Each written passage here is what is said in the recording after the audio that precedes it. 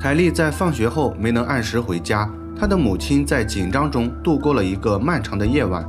随着时间一天天的流逝，他们始终无法找到凯莉的下落。当所有人都认为凯莉因为叛逆离家出走时，一名翻新老房子的工人在院子里发现了她冰冷的尸骨。由于年代久远，缺乏证据，这起案件始终无法侦破，最终成为了悬案。但是谁也没有想到，就在案发的33年后，一名男子突然站了出来，承认了这一切。然而诡异的是，他站出来的原因有些匪夷所思，他声称遇到了无法解释的事情。那么究竟发生了什么？接下来让我们走进这起案件。大家好，我是大熊。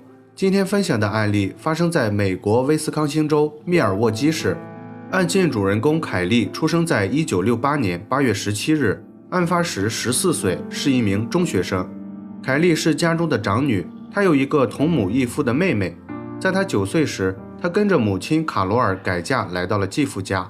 他们一家4口住在米切尔街一个历史悠久的社区里。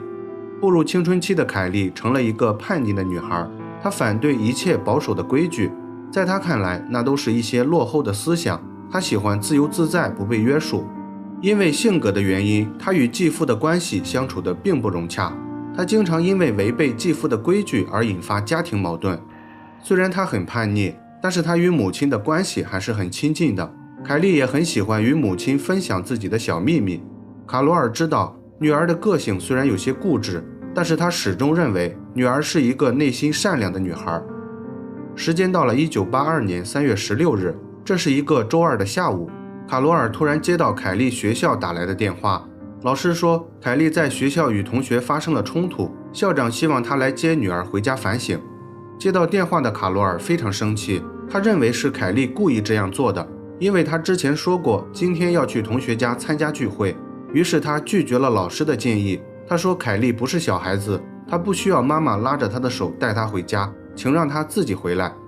也就是这个决定让卡罗尔在日后自责了33年。凯莉的学校距离他们家只有几个街道的距离，步行只需要10几分钟。但是直到傍晚，卡罗尔一直没能等来女儿。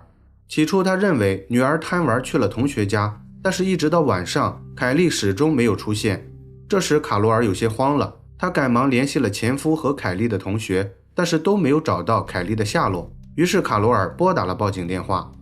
第二天一早，警方找到了凯莉的朋友了解情况。经过了解后得知，凯莉在失踪当天曾说过要去罗宾家参加聚会，罗宾就住在凯莉家的斜对过，两家的距离很近。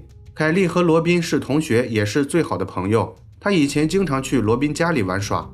于是警方找到了罗宾，经过罗宾的证实，凯莉当天确实来过他们的家。当时他的哥哥强尼和朋友正在家里举行派对，凯莉在派对上待了一会儿后，他就离开了。由于当时的气氛比较活跃，他们没有注意到凯莉是什么时候走的，他们并不知道凯莉去了哪里。他们居住的社区是公认安全的地方，以前从来没有发生过恶性事件，加上凯莉失踪前因为犯错被学校停课的原因，警方一致认为叛逆的凯莉肯定是害怕家人的责怪而选择离家出走。于是警方正式以失踪人口案开始立案调查。这一结果也得到了卡罗尔的认可，因为他很清楚女儿的性格脾气。于是他们组织了30多人，开始在附近的街道上发放寻人启事，试图寻找凯莉的下落。卡罗尔还找到了一家报社，在报纸上刊登了女儿失踪的消息。经过媒体的报道，凯莉失踪的事情迅速传遍了全国，警方也得到了很多条线索。但是这些线索在经过进一步核实后，并没有任何实质性的进展，于是这起案件陷入了停滞。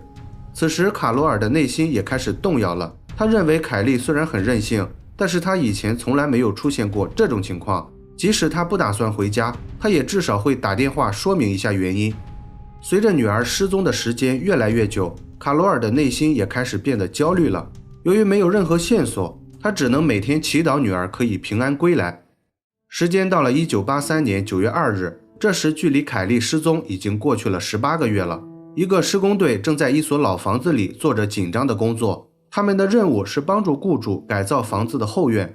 正当施工时，一名工人突然发现了一个奇怪的现象，他在后院门廊附近挖出了一些长长的头发，继续挖掘后，他又在土里挖出了骨头，这下可把他吓坏了，他赶忙拨打了报警电话。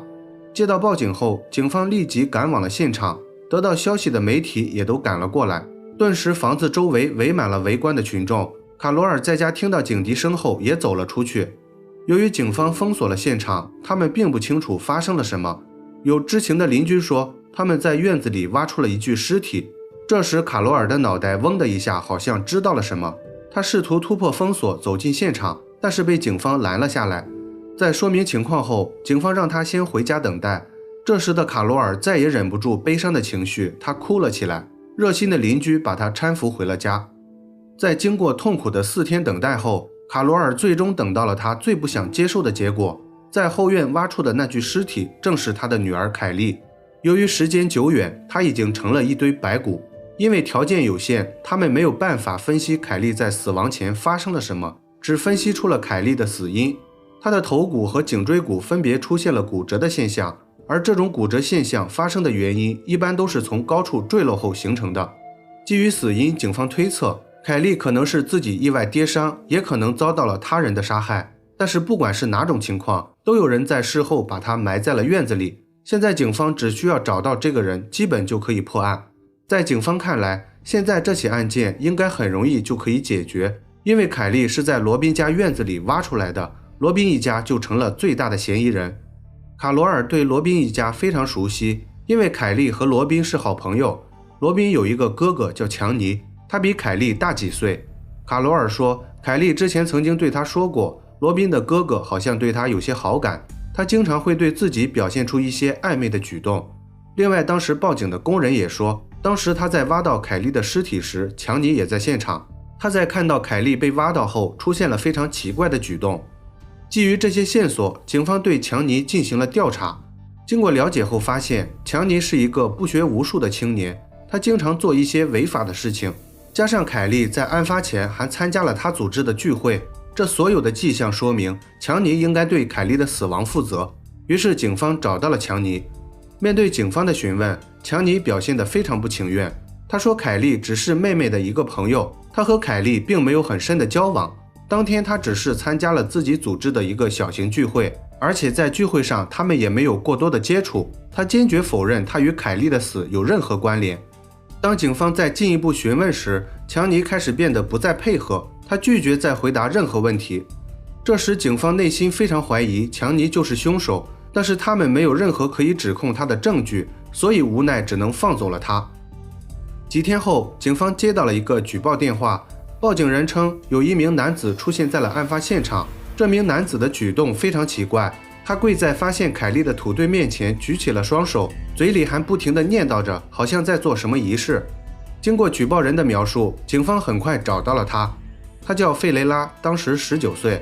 经过调查后发现，费雷拉是强尼的好友，当天他也参加了聚会。费雷拉同样是一个不良青年，他也有很多犯罪记录。基于他在案发后可疑的行为，警方找到了他。面对警方的询问，费雷拉表现得非常冷静。他说他最近刚刚分手，情绪很低落，因为他和凯莉是很好的朋友，所以他对好友的离世感到非常难过。他之所以会出现在案发现场，是因为他想为凯莉祈祷。他也跟强尼一样描述了相同的聚会过程，并且他也坚称他当时并不知道凯莉在结束了聚会后去了哪里。因为费雷拉的说法比较合理，加上警方没有任何证据，所以这次询问也没有得到任何实质性的进展。于是在结束了对话后，警方也放走了他。到这里，这起案件已经没有了任何进展，凯莉的家人也接受了这个残酷的事实。几天后，卡罗尔为凯莉举办了葬礼，他的朋友和同学也都出现在了现场，他们都对凯莉的离世感到非常难过。凯莉的其中一个好友费雷拉更是痛哭流涕，他始终无法让自己平静下来。随着时间的推移，凯莉的小伙伴们也都慢慢长大，他们都离开了曾经的社区，去了外面发展。只有费雷拉还没有搬走，他在后面的日子里经常去看望凯莉的父母。卡罗尔也为凯莉能有这样一个好友感到欣慰。时间到了2015年10月11日，这时距离凯莉遇害已经过去了33年，凯莉的案件也已经成为了悬案，被遗忘在冷案档案柜里。可是谁也没有想到，一个偶然的电话推进了这起案件的进展。这天晚上，一名新闻主编接到了一个匿名电话，电话里的男人声称他对1982年凯莉遇害的案件负责，他希望主编报道这件事情的整个过程。刚开始主编认为这是一个无聊的电话，因为他经常接到类似的电话，通常这些人只是寻求关注或者心理健康有问题。但是直到男子说出了相当详细的过程后，他才意识到事情的重要性。他认真听完了男人的描述，然后做好了记录。在挂断电话后，他立即拨打了报警电话。警方刚接到报警电话不久，他们又接到了一个危机热线打来的电话。他说一名叫费雷拉的男子向他们说出了他在33年前杀害凯莉的事情。与此同时，费雷拉的妻子也出现在了警局。事后他们才得知，费雷拉几乎同时告诉了这3个人自己作案的事情。通过这些迹象说明，费雷拉似乎非常希望把这件事情公开。在得到这些线索后，警方电话联系了费雷拉。警方询问他是否可以来警局谈一下这件事情，没想到费雷拉非常爽快地答应了。第二天一早，他如约来到了警局。他对警方详细描述了当年的案发过程。据他所说，当年他参加了强尼组织的聚会，当时凯莉也在那里。他在喝了一些酒后就跑到了门口准备吸烟，这时凯莉也走了过来，问他还有没有烟。他说烟没了，但是他还有别的可以冒烟的东西。于是凯莉接受了。面对这样一个漂亮的女孩，当时他突然产生了一些想法。他问凯莉愿不愿意跟他去地下室。当时他们有一个共同的认知，如果女孩答应跟你去地下室，这说明她愿意跟你发生一些亲密的事情。凯莉当时同意了，于是他们一起走到了地下室的门口。但是在下楼梯时，凯莉突然反悔了，她说她不想这样。凯莉的行为让她非常恼火，她在酒精和违禁物品的作用下发生了不理智的事情。她抓住准备逃跑的凯莉，一把把她推了下去。凯莉从地下室的楼梯重重地摔在了地上。刚开始他以为凯莉可能昏迷了，但是走近后他才发现凯莉的脖子已经不受控制了，她已经没有了呼吸。当他意识到这件事情的严重后，他想一走了之，但是在冷静下来后，他想这件事情绝对不能被别人发现。于是他拖着凯莉来到了后院，他在后院挖了一个坑，然后把她埋了进去。根据当时审讯的警员回忆，当时费雷拉表现得非常有礼貌和配合，他几乎没有使用任何审讯技巧就得到了他想要的全部过程。即使像他这样经验丰富的审讯专家，也是第一次遇到这样配合的人。他忍不住好奇问费雷拉为什么要这样做时，他得到了一个耐人寻味的答案。费雷拉说，自从发生了这件事情后，凯莉的鬼魂一直在纠缠着他，他度过了非常艰难的几十年。他对这件事情感到非常愧疚，所以他在日后经常看望他的父母。但是不论怎样，他都无法在痛苦中解脱。冥冥中有个声音告诉他需要自首。他说，当来到警局的那一刻，他感到了前所未有的轻松。他认为他满足了凯莉的要求。现在费雷拉虽然承认了一切，但是现在警方又面临着一个非常现实的问题。由于这起案件年代久远，加上没有任何有力的证据，仅凭费雷拉的口供很可能无法判定谋杀罪。于是他们跟费雷拉协商后，达成了双方都能接受的一个结果。2017年1月17日，费雷拉被起诉到了法院。由于已经达成了协议，审判也很快有了结果。最终费雷拉因2级侵犯和非法监禁罪被判7年有期徒刑。在案件审判后，很多人对判定结果感到愤怒，但是凯莉的家人接受了这个判决，他们很高兴最终确定了凶手。他们认为费雷拉本来可以不这样做，他仍然可以自由自在地在这个世界上活着。他的认罪行为最起码对他和凯莉来说是一个完整的交代，至于最终的结果对他们来说已经不再是那么重要了。好了，本期案件分享到这里也就结束了。如果你喜欢我的节目，请帮我点赞加关注，非常感谢大家的支持。我是大熊，咱们下期节目见。